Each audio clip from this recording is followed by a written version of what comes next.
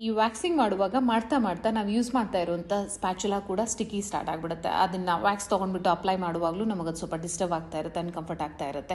So ಆವಾಗ ಏನು ಮಾಡಬೇಕು ಅಂತಂದರೆ, ನೀವೇನಾದರೂ ಲಿಪೋಸಾಲ್ಯುಬಲ್ ವ್ಯಾಕ್ಸ್ ಮಾಡ್ತಾ ಇದ್ದೀರಾ ಅಂತಂದರೆ ಯಾವುದಾದ್ರೂ ಆಯಿಲ್ ತೊಗೊಳ್ಳಿ, ಇಲ್ಲಾಂದರೆ ಅದರದ್ದೇ ಆಗಿರುವಂಥ ಪ್ರೀ ಅಥವಾ ಪೋಸ್ಟ್ ಆಯಿಲ್ ಅಂತ ಇರುತ್ತೆ. ಓಕೆ, ಅದನ್ನಾದರೂ ತೊಗೊಳ್ಳಿ, ಯಾವುದಾದ್ರೂ ಆಯಿಲ್ ತೊಗೊಳ್ಳಿ. ಆ ಆಯಿಲ್ ತೊಗೊಂಡ್ಬಿಟ್ಟು ನಿಮ್ಮ ಹ್ಯಾಂಡ್ ಮೇಲೆ ಸ್ಪ್ರೇ ಮಾಡಿಕೊಂಡು ಅದನ್ನು ಎಂಟೈರ್ ಹ್ಯಾಂಡಿಗೆ ಸ್ಪ್ರೆಡ್ ಮಾಡಿ. ಯಾಕೆ ಎಂಟೈರ್ ಹ್ಯಾಂಡಿಗೆ ಸ್ಪ್ರೆಡ್ ಮಾಡಿ ಅಂತ ಹೇಳ್ತಿದ್ದೀನಿ ಅಂತಂದರೆ, ನೀವು ವ್ಯಾಕ್ಸ್ ಮಾಡುವಾಗ ಆ ವ್ಯಾಕ್ಸ್ ಏನಾದರೂ ನಿಮ್ಮ ಕೈಗೆ ತಗಲಿದ್ರು ಕೂಡ ಅದು ಅಂಟ್ಕೊಳ್ಳಲ್ಲ. ಸೊ ಹಾಗಾಗಿ ನೀವು ಎಂಟೈರ್ ಹ್ಯಾಂಡಿಗೆ ಅಪ್ಲೈ ಮಾಡಿ. ಅದಾದಮೇಲೆ ಅದೇ ಆಯಿಲ್ ತೊಗೊಂಡ್ಬಿಟ್ಟು ನೀವು ಯೂಸ್ ಮಾಡ್ತಾ ಇರೋ ಸ್ಪ್ಯಾಚುಲಾದ ಒಂದು ಸೈಡನ್ನು ಕಂಪ್ಲೀಟಾಗಿ ಕ್ಲೀನ್ ಮಾಡ್ಕೊಳ್ಳಿ.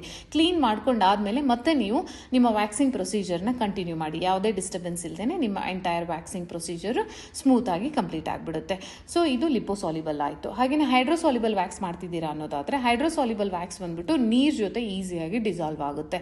ಹನಿ ವ್ಯಾಕ್ಸು, ಚಾಕ್ಲೇಟ್ ವ್ಯಾಕ್ಸು ಅಥವಾ ಫ್ರೂಟ್ ವ್ಯಾಕ್ಸ್ ಆಗಿರ್ಬೋದು, ಇದೆಲ್ಲ ಹೈಡ್ರೋಸಾಲ್ಯುಬಲ್ ಅಲ್ಲಿ ಇತ್ತು ಅನ್ನೋದಾದರೆ ಅವಾಗ ನೀವೇನು ಮಾಡಬೇಕು ಅಂದರೆ, ಈ ಥರ ಪ್ರಾಬ್ಲಮ್ ಫೇಸ್ ಮಾಡ್ತಿದ್ದೀರಾ ಅನ್ನೋದಾದರೆ ಸ್ವಲ್ಪ ನೀರು ತೊಗೊಂಡು ಕೈಗೆ ಸ್ಪ್ರೆಡ್ ಮಾಡಿಕೊಂಡು ಅದೇ ನೀರಿಂದ ನಿಮ್ಮ ಸ್ಪ್ಯಾಚುಲಾನ ಕ್ಲೀನ್ ಮಾಡಿಕೊಂಡು ಮತ್ತೆ ನಿಮ್ಮ ಪ್ರೊಸೀಜರ್ ಸ್ಟಾರ್ಟ್ ಮಾಡಿದ್ರಿ ಅಂದರೆ ನಿಮ್ಮ ಪ್ರೊಸೀಜರು ಈಸಿಯಾಗಿ ಕಂಪ್ಲೀಟ್ ಆಗಿಬಿಡುತ್ತೆ.